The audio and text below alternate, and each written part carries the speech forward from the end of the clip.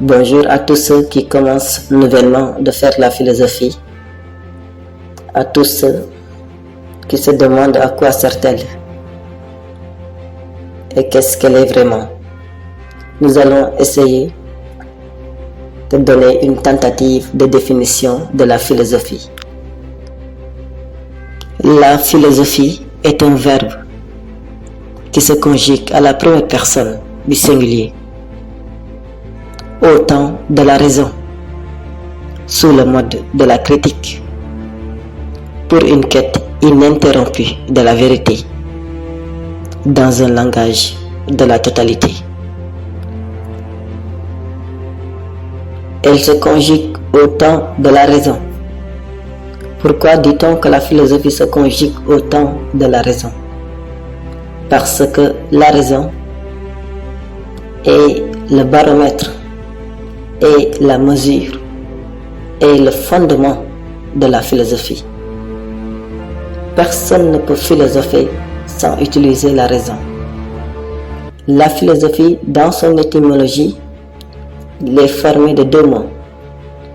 Philos, dérivé du verbe philia, qui signifie aimer, rechercher, désirer.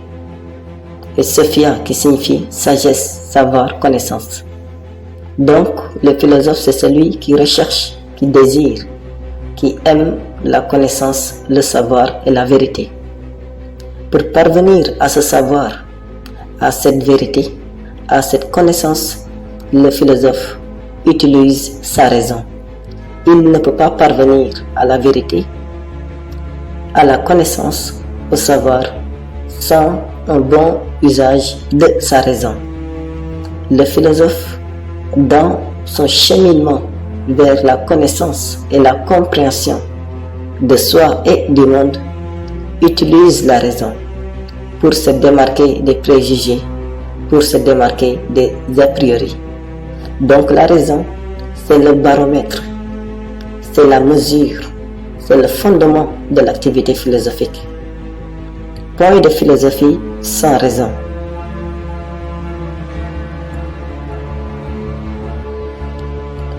La philosophie, on dit aussi qu'elle se conjugue sous le mode de la critique. Dire que la philosophie se conjugue sous le mode de la critique, c'est dire que la critique est la quintessence de l'activité philosophique. Si la philosophie était une personne, la critique serait la colonne vertébrale. Le philosophe, il critique tout sur son passage. Il critique la religion, il critique l'État, il critique la société et tout ce qu'elle englobe. Cela signifie donc que le philosophe ne rejette pas toutes les vérités, mais plutôt, qu'est-ce qu'il fait le philosophe? Au nom de la critique, il exerce un examen critique devant les préjugés. Il fait un examen de ce qu'il a vu ou de ce qu'il a entendu. Le philosophe doit avoir la liberté, doit avoir le courage et la profondeur d'examiner toutes les opinions, toutes les croyances, tous les préjugés, toutes les connaissances et toutes les vérités avant de dire j'accepte ou je n'accepte pas. C'est pourquoi on dit que la critique est l'essence, le fondement, le moteur, la quintessence, la lame de fond de la philosophie. Quatrièmement, on dit de la philosophie qu'elle est une quête ininterrompue de la vérité. Ici, ce qui est frappant, c'est le qualificatif ininterrompu. Parce qu'en réalité, la recherche de la vérité n'est pas le mot d'ordre de la philosophie. La religion est une quête de la vérité, mais il arrive aux croyants de s'arrêter dans cette quête parce qu'il se satisfait des réponses obtenues de son Créateur, Dieu. La science aussi est une quête de la vérité, mais il arrive aux scientifiques de conclure leurs recherches parce qu'ils sont parvenus à des vérités apodictiques, à des certitudes, à des preuves, à des exactitudes qui leur autorisent à tirer des conclusions qui mettent fin à leurs recherches. Or, quand il s'agit de la philosophie, la quête est constante, la quête est perpétuelle, la quête est sans fin, la quête est ininterrompue. Car nous dit Karl Jaspers, philosopher c'est être en route.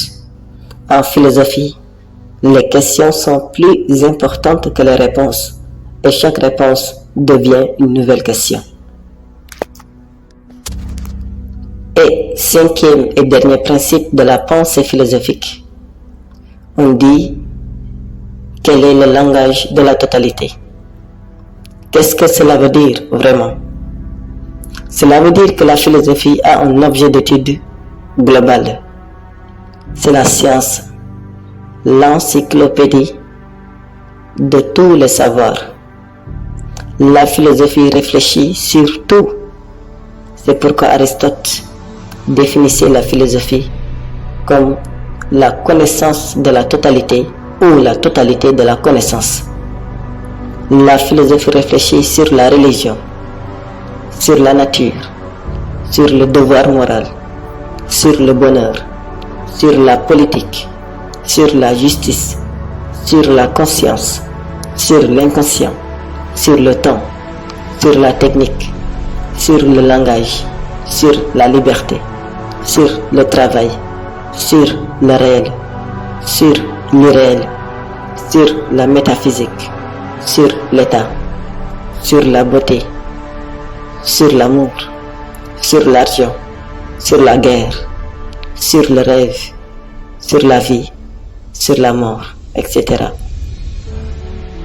C'est pourquoi, lorsqu'on lui a demandé qu'est-ce qu'un philosophe, Aristote avait répondu: et philosophe, celui qui détient la totalité du savoir